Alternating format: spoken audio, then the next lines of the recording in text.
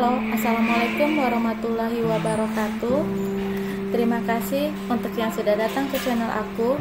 Kalau belum subscribe, tolong jangan lupa di subscribe, kemudian bunyikan lonceng, dan jangan lupa kasih like serta komentar biar aku makin semangat ya.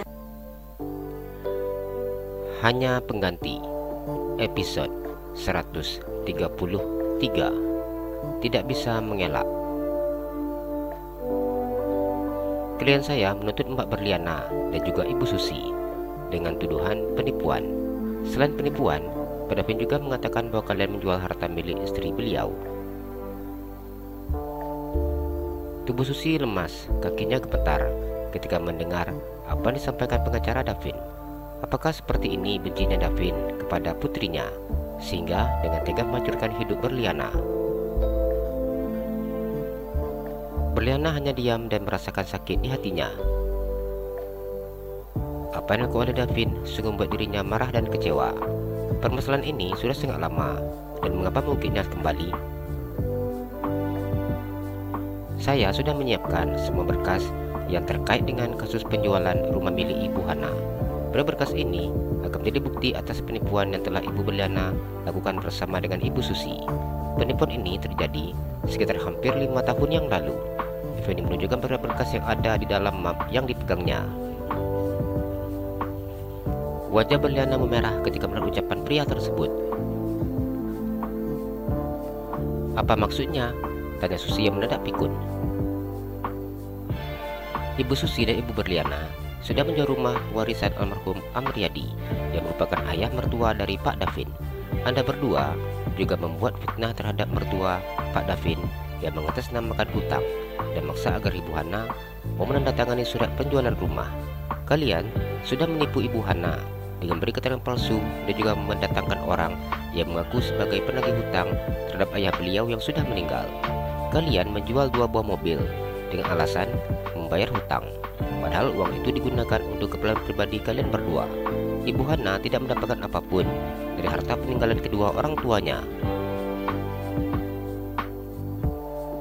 Amriadi suami saya berhak menjual harta peninggalan suami saya.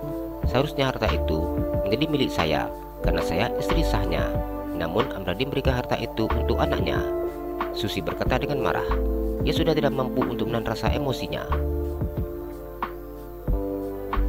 Rumah yang Anda tempati bersama almarhum Amriadi merupakan rumah hasil dari pernikahan beliau dengan ibu kandung, Ibu Hana yang bernama Lydia Pratiwi. Jadi secara aturan, rumah itu memang harus diwariskan kepada anak mereka satu-satunya, yaitu Ibu Hana. Susi diam. Dirinya sungguh tidak menduga bahwa apa yang dilakukannya 5 tahun yang lalu kini terkuak sudah. Susi tidak menduga bahwa perbuatannya akan mengantarkannya ke dalam tahanan. Ini bukti-bukti dari apa yang ibu lakukan. Saya sudah mendatangi si pembeli mobil dan juga pembeli rumah. Mereka memberikan keterangan rasa penjual rumah serta mobil. Mereka mengaku siap untuk menjadi saksi di pengadilan nanti. Saya tidak melakukan kesalahan. Saya tidak terima ini semua. Dia dapat semuanya, termasuk uang di rekening. Yang didapatkan Ibu Hana dari penjualan harta orang tuanya hanyalah uang di rekening, karena pihak bank tidak mau menyerahkan uang itu kepada Ibu Susi. Meskipun Ibu Susi mendatangi pihak bank berulang-ulang kali untuk minta uang tabungan dari Pak Amriadi. Susi dan Berliana sudah tidak bisa lagi berkata apa-apa ketika semua bukti sudah ditunjukkan kepadanya. Saya tidak terima karena semua harta yang ada diberikan untuk Hana, sedangkan saya istri sah dapat apa? Pak Amriadi memberikan tanah serta tempat usaha untuk Ibu Susi. Namun tempat usaha Ibu Susi jual, apa Ibu Susi lupa? Susi menelan air ludahnya ketika mendengar apa yang disampaikan oleh pria tersebut. Hasil penjualan tanah serta bangunannya yang merupakan tempat usaha Pak Amriadi, Ibu Susi gunakan untuk berfoya-foya dan berjalan-jalan ke luar negeri bersama dengan Ibu Berliana. Susi diam ketika pria itu mengetahui semua yang telah dilakukannya. Setelah mendapatkan itu semua, Anda bertanya dapat apa, sedangkan Anda menguasai semuanya. Bahkan, Ibu Hana harus keluar dari rumah dan tinggal di kos-kosan. Anda tinggal di rumah mewah milik orang tuanya. Anda bertanya dapat apa? Pengacara itu memandang sini Susi dan kemudian tatapannya berpindah ke arah Berliana. Susi diam, sudah tidak ada lagi yang bisa dikatakannya.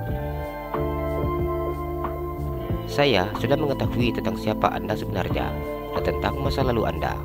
Semuanya sudah saya ketahui. Anda selalu mencari mangsa pria kaya.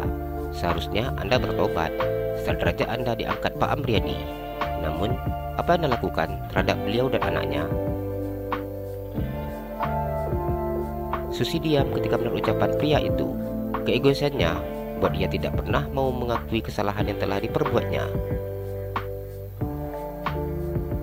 Pak David menuntut Ibu Hana dan Ibu Susi berdasarkan hukum yang berlaku. Jadi dalam hal ini, beliau tidak menuntut hukuman yang seberat-beratnya, karena beliau menyerahkan semuanya berdasarkan hukuman yang ditetapkan pengadilan.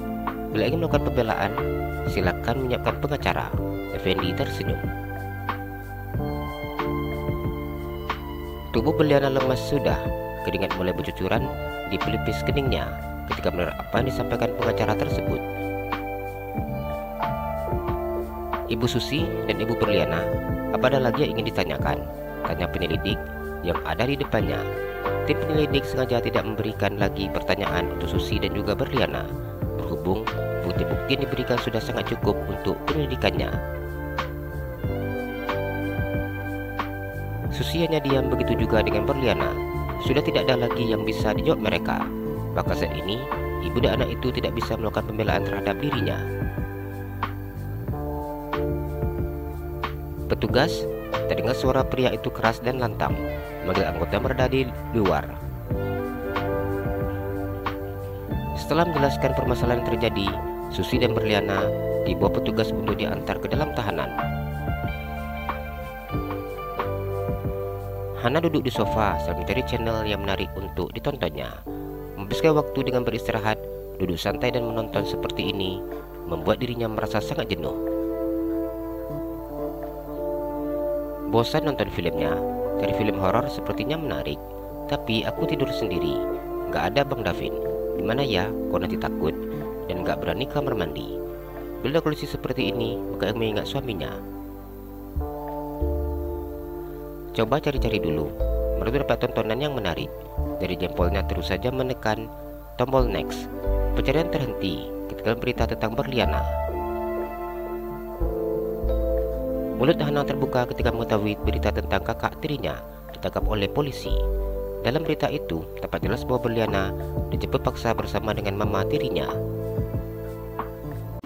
Jalan-jalan ke Pekanbaru, jangan lupa beli sepatu. Kalau kamu suka channel aku, please subscribe aku. Terima kasih.